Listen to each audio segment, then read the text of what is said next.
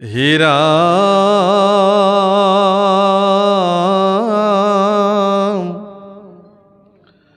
সংসাৰাম হেন কৃষ্ণ কথা নুশুনিব কোনো নৰে একে মহা পাপী আত্মঘাত কি তপৰে।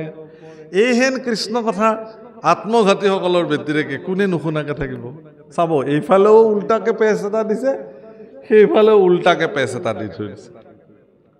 আপুনি যদি নিজকে যোগ্য, মইতো যোগ্যই হোৱা নাই, তেতিয়াহ'লে মইনো কিয় শুনো কৃষ্ণ কথা। যাওক, মই যোগ্যতাই হোৱা নাই, মই নুশুনো। তেতিয়াহ'লে আপুনি আত্মঘাতী, সেইকাৰণে কৃষ্ণ কথা শুনিবলৈ নাযায়। এইবাৰ আকৌ এইটো দি থৈ দিছে।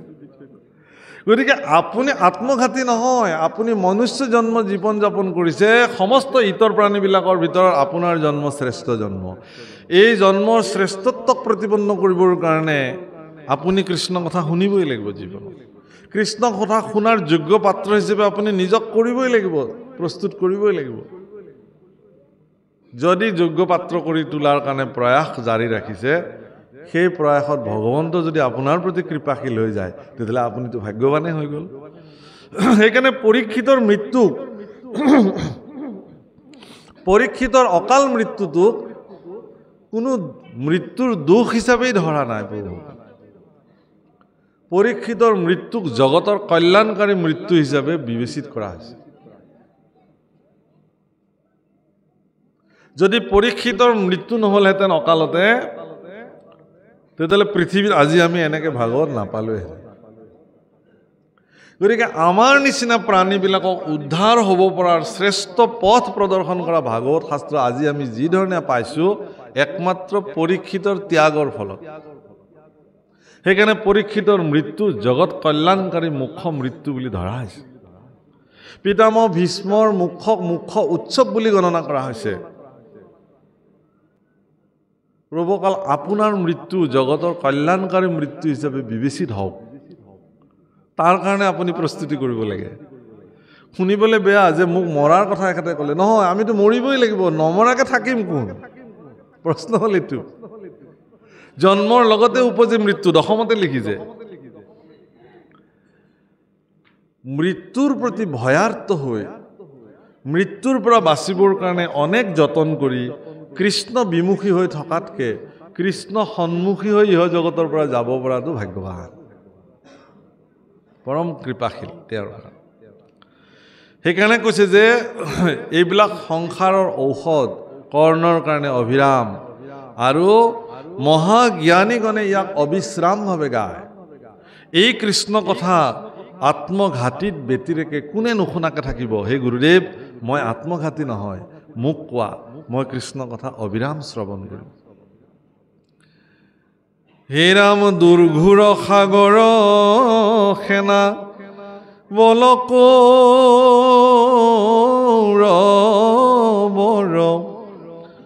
দ্ৰোণ ভীষ্ম কৰ্ণ তাতে কুম্ভীৰ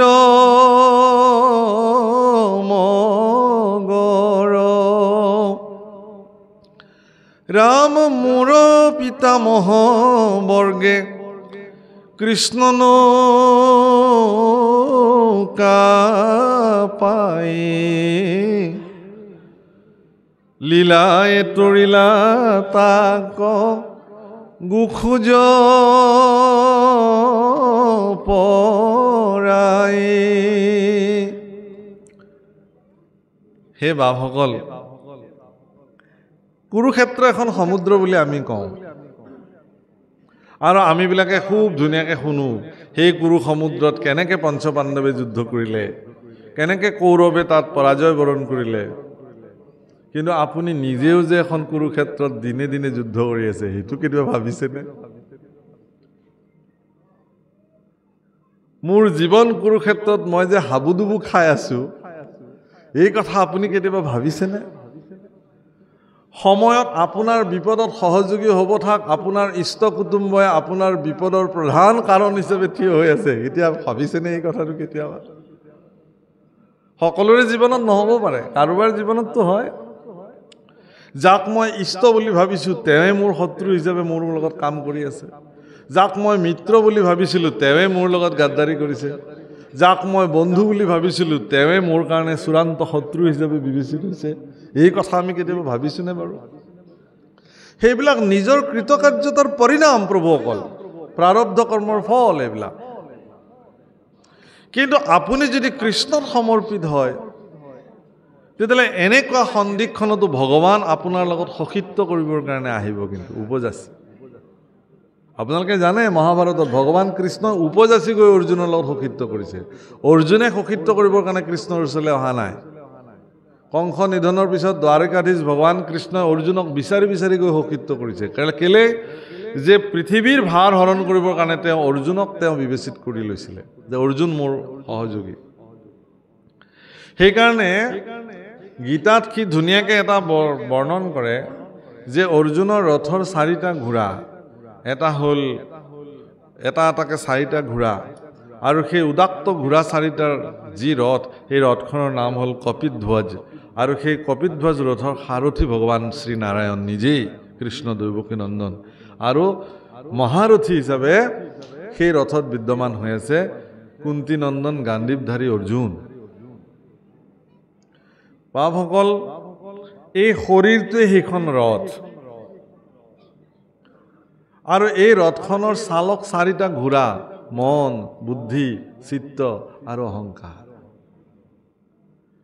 ই ইমান বেগৱন্ত যে ই ক'ত যে মোক লৌৰাই লৈ ফুৰাই তাৰ কোনো হিচাপ নাই। ক্ষিপ্ৰ গতিত, বায়ুৰ বেগতকৈও বেছি, শব্দৰ বেগতকৈও অধিক বলৱন্ত। মোৰ জ্ঞান অৰ্জুনে যদিও এইখন ৰথত বহি আছে, তেওঁ কোনো ধৰণৰ সুবিধাই পোৱা নাই তেওঁক নিয়ন্ত্ৰণ কৰিবৰ কাৰণে।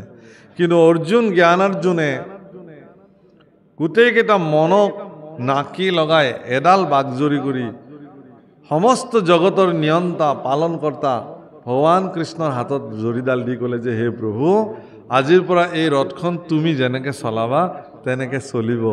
তুমি যেনেকৈ নিৰ্দেশনা কৰিবা মই এই ধৰণেহে জগতত চলিব। এই বুলি যদি আপুনি আপোনাৰ শৰীৰ ৰথখন ভগৱানৰ চৰণত নিবেদন কৰি দিব পাৰে, তেতিয়াহ'লে সিদিনাখনৰ পৰা আপুনি মুক্ত। আপোনাৰ শৰীৰৰ চিন্তা ভগৱানে কৰিব। গীতাৰ এইটো মূল তাৎপৰ্য। আৰু সেইজনৰ কাৰণে শ্ৰী বিজয় নিশ্চিত।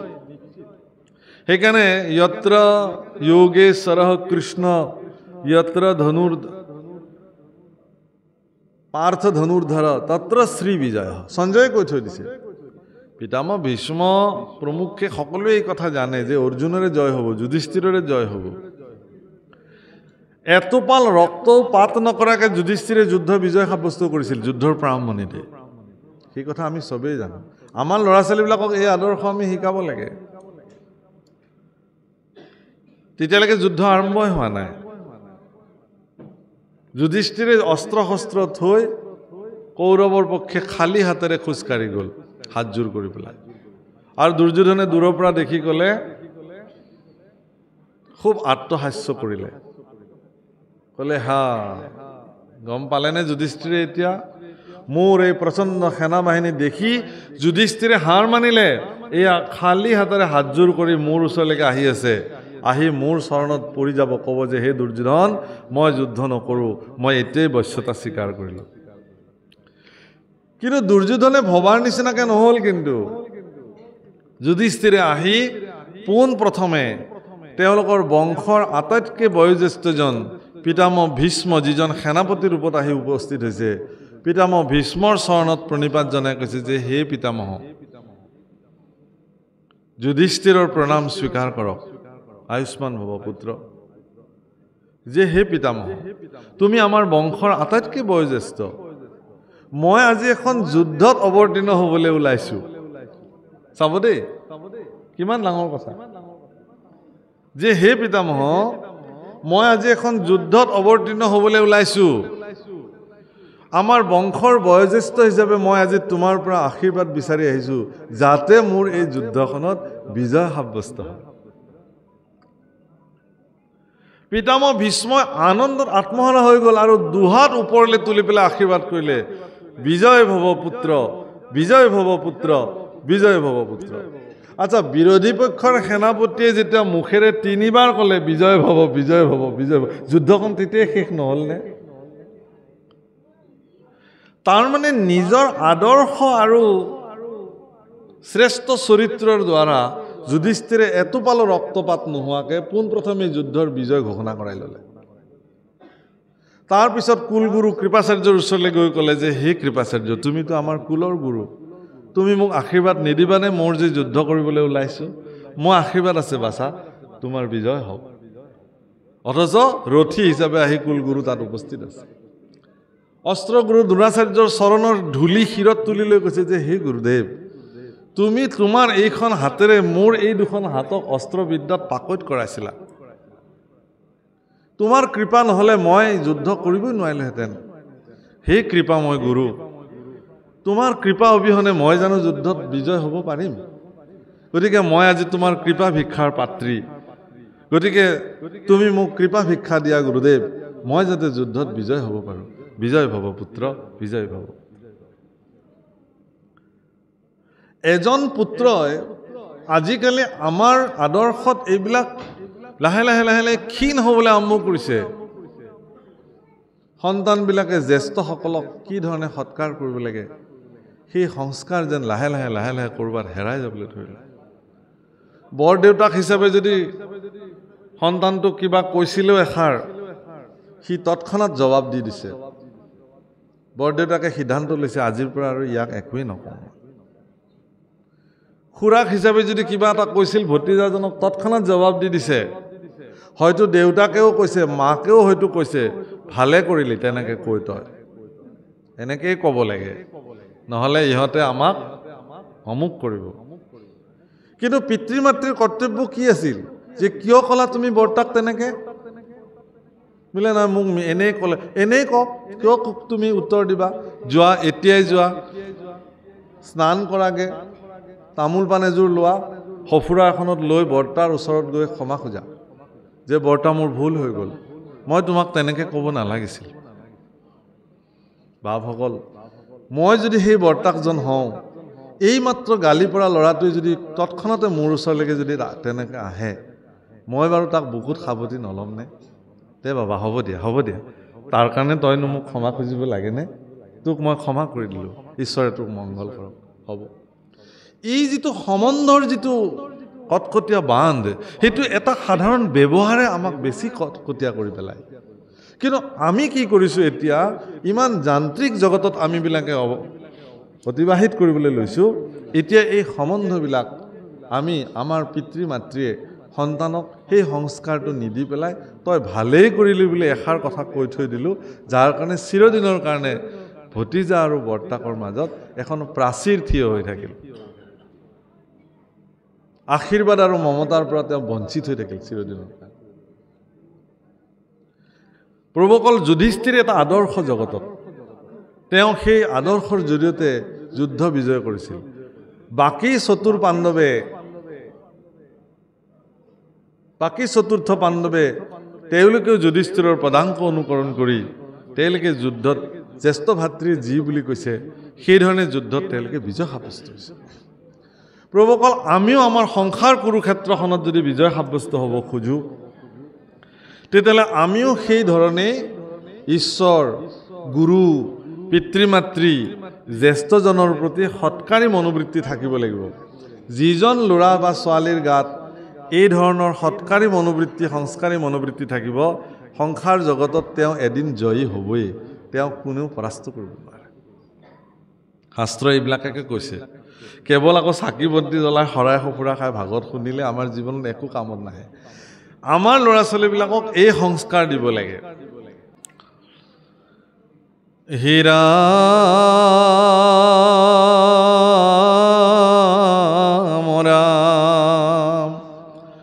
মোৰ দেহা দহিলে দ্ৰোণীৰ ব্ৰহ্ম হৰে,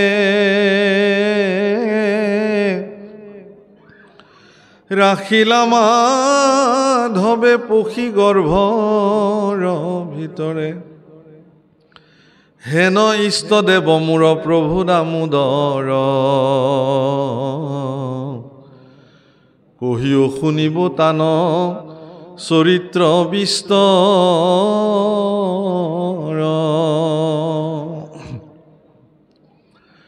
কি হেতু বোধিলা কৃষ্ণে কংস মাতুলক ও পিতৃগৃহ এৰি কেনে গৈলা গোকুলক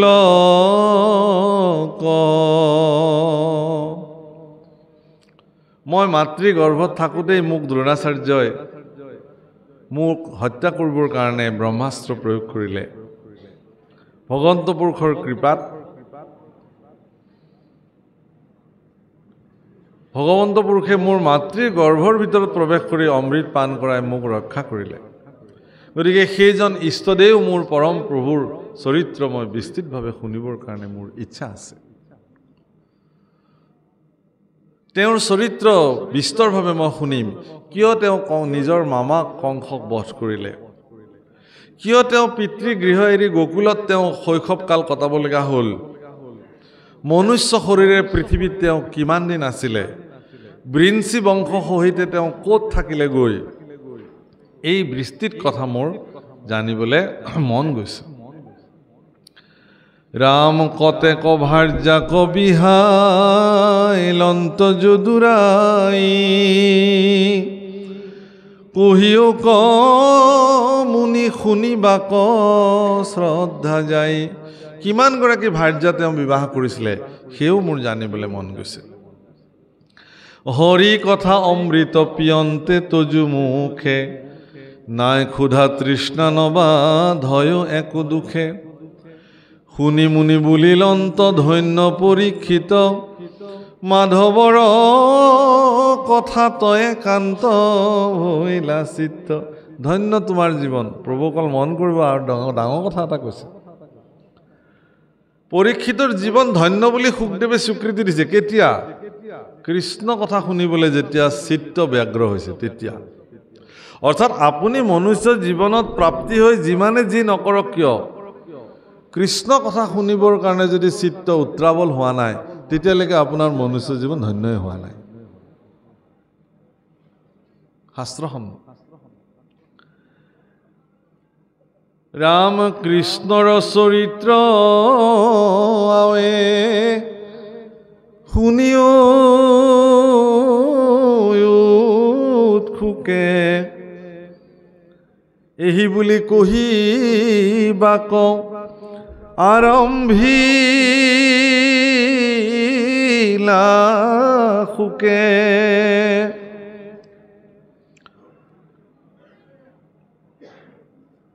হে ৰাম উপজিলা ৰাজা হুয়া দৈত্যয় সংখ্যাত বলৰ দৰ্পত কৰে সন্তক বিঘাত ৰাম তাৰ ভাৰ খহিবে নপাৰিব সুন্ধৰি ব্ৰহ্মাত শৰণ লৈলা ধেনুৰূপ ধৰি ৰাম তনু ভৈলা ক্ষীণ পিৰিলে কগুৰু ভাৰে তিনটি আছে মুখ আতি লুতক ধাৰে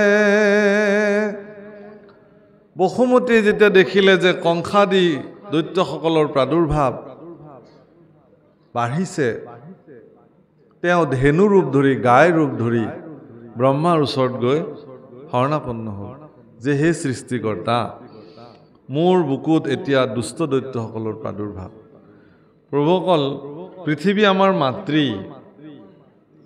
মাতৃ যেতিয়া অতিষ্ঠ হৈ যায় জানিব যে সন্তানৰ দুষ্কাৰ্য বহুত বাঢ়িছে বসুমতী যেনেকুৱা সহনশীলৰ প্ৰতীক আমাৰ নিজৰ মাতৃবিলাকো তেনেকুৱা সহনশীলৰ প্ৰতীক তাৰ মাজতে যদি কোনোবা মাতৃ অসহনশীল তেতিয়াহ'লে সেইটো দুৰ্ভাগ্যজনক সেইটো বেলেগ সেইটো হিচাপত নপৰে মই নাই বুলি নকওঁ অসহনশীল মাতৃও পৃথিৱীত আছে কিন্তু মাতৃ বুলি ক'লেই তেওঁ সহনশীলতাৰ প্ৰতীক। মাতৃ বুলি ক'লে তেওঁ মমতাৰ পৰাকাষ্ঠা। মাতৃ বুলি ক'লে তেওঁ দয়াৰ মূৰ্তমান প্ৰতীক।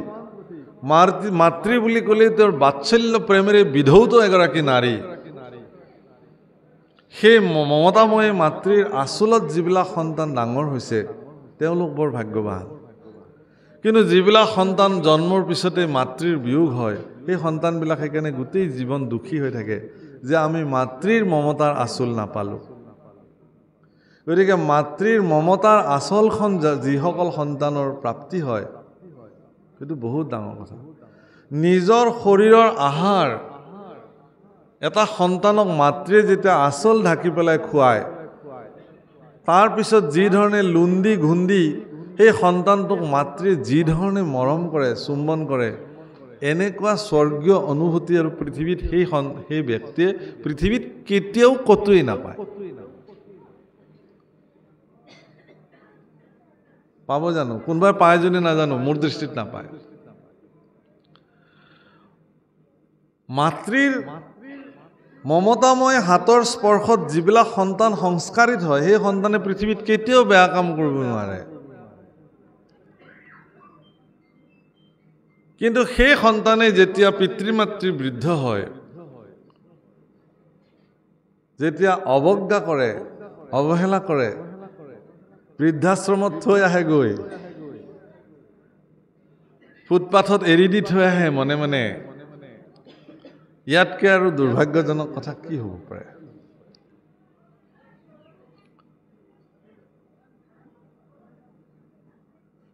এগৰাকী মাতৃয়ে সন্তানৰ পৰা সদায় বিচাৰে যে সন্তানটোৱে তেওঁক মৰম কৰক। প্ৰভুসকল, যিখন হাতেৰে সৰু সৰু আঙুলিকেইটাত ধৰি দেউতাকে বাট বোলাবলৈ সন্তানটোক শিকায় সেই সময়তে পিতৃয়ে হয়তো বাঞ্ছা কৰে যে এইখন হাত এইখন ভৰি এদিন ইমান সুদৃঢ় হৈ যাব মোৰ বৃদ্ধাৱস্থাত সি যাতে মোক কোলাত তুলি ল'ব পাৰে।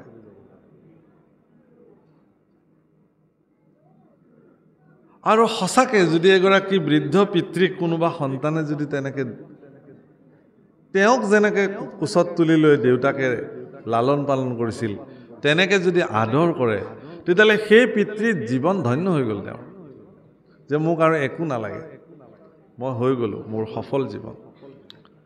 যি মাতৃয়ে সন্তানক যি ধৰণে মমতাৰ আচল ঢাকি মৰম কৰিছিল সেই সন্তানে যদি বৃদ্ধ অৱস্থাত মাতৃক যদি সেই ধৰণে মমতাৰ আচলেৰে তেওঁলোকক ডাঙৰ কৰে তেতিয়াহ'লে সেই মাতৃৰ জীৱনো ধন্য। সেইকাৰণে সন্তানৰ কৰ্মত যদি মাতৃ কেনেবাকৈ অতিষ্ঠ হৈ গ'ল জানিব যে সি সীমা পাৰ কৰিছে। বসুমতী আজি অতিষ্ঠ হৈ গ'ল, ব্ৰহ্মাৰ ওচৰত গৈ গোচৰ দিছে ধেনু ৰূপ ধৰি, আৰু দুচকু চকু পানীৰে বৈ যাব ধৰিলে। ৰাম পাছে ব্ৰহ্মাদেৱে দুখ দেখি পৃথিৱীৰ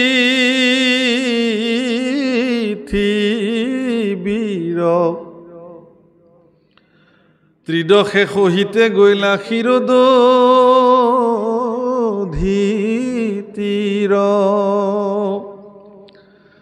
হে ৰাম লাগিলা মন্ত্ৰে মাধৱ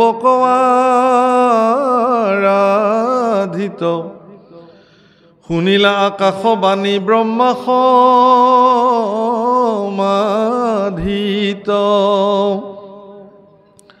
পাছে ত্ৰিদশক ব্ৰহ্মা বুলিলা বচন, বিষ্ণুৰ আদেশ শুনিয়ক দেৱগণ,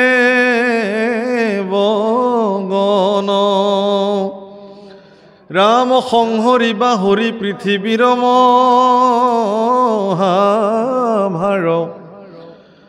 ও বসুদেৱ আৰ তুমি হব হুয়া যদু কুলে অবতাৰ, বসুদেৱ গৃহত সাক্ষাতে নাৰায়ণ, উপজীৱা অৱশ্যে শুনিক দেৱগণ, ৰাম তানয় অৰ্থে দিব্য নাৰী গণ হৌক জাত, আগে উপজীৱ গয়াই অনন্ত সাক্ষাৎ বিষ্ণুৰ আদেশে বযোগ মায়া ভগৱতী কাৰ্য সাধিবা কপ্ৰতি হৈবা উতপতি ও এহি বুলি ব্ৰহ্মা দিয়া দেৱক আদেশ ভূমিক আশ্বাস বাণী বুলিলায় শেষ এই বুলি ব্ৰহ্মাই ভূমিক আশ্বাস বাণী দিলে যে হে ভূমি হে বসুমতী তোমাৰ ভাৰ হৰণ কৰিবৰ কাৰণে স্বয়ং প্ৰভু ভগৱন্ত পৰিত্ৰাণায় সাধূনাম বিনাশায় চ দুষ্কৃতাম ধৰ্ম সংস্থাপনাৰ্থে সম্ভৱামি যুগে যুগে এই তিনিটা বিশেষ কাৰ্য সাধন কৰিবৰ নিমিত্তে পূৰ্ণ অৱতাৰে কৃষ্ণ স্বৰূপে দৈৱকী নন্দন হৈ জগতলৈ আহিব তাৰ কাৰণে সমস্ত দেৱতাসকল এতিয়া পৃথিৱীত আহিব সমস্ত দিব্য নাৰীসকল আহি পৃথিৱীত গোপী ৰূপে অৱতাৰ ল'ব তেওঁলোকে সকলোৱে ভগৱানৰ এই লীলা কাৰ্যত সহযোগী হ'ব আৰু পৃথিৱীক দুষ্ট দৈত্যৰ ভাৰৰ পৰা মুক্ত কৰি কেৱল আপোনালোকৰ দৰে সজ্জনসকলৰ কাৰণে পৃথিৱী এৰি ভগৱানে এদিন পৃথিৱীৰ পৰা গুচি যাব এই কাৰ্য কৰিবৰ কাৰণে ভগৱান পৃথিৱীত আহিলে আৰু সকলো দশম স্কন্ধত এই বৰ্ণনা কৰা হৈছে আজি ইয়াতে যেহেতু দশম স্কন্ধ পাঠ হৈ আছে ব্যাখ্যাৰটো প্ৰয়োজনেই নাই একান্ত চিত্তে বহক পাঠেকীসকলে সুন্দৰ সুৰলিত কণ্ঠেৰে দশমৰ পদ গাই যাব আপোনালোকে যদি কেৱল আৰু কেৱল একান্ত চিত্তে শুনি গৈ থাকে আপোনালোকে এখন বেলেগ জগতত অৱগাহন কৰিব ভগৱানে ভক্তৰ কাৰণে কৰা লীলাসমূহত অৱগাহন কৰিলে আপোনাৰ জীৱন ধন্য হৈ যাব